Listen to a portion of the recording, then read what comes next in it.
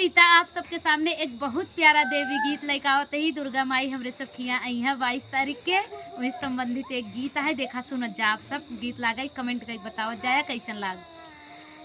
बाहई पावन उड़ी जाई हो मेरी माँ की चुनरिया, बाहई पावन उड़ी जाई हो मेरी माँ की चुनरिया, उड़ते उड़त मोतिक पुरवा गई है, उड़ते उड़त मोतिक पुरवा गई है, रीता के होई बड़ा भाग हो मेरी माँ की चुनरिया, रीता के होई बड़ा भाग हो मेरी माँ की चुनरिया, बाहई पवन उड़ी जाई हो मेरी माँ की चुनरिया।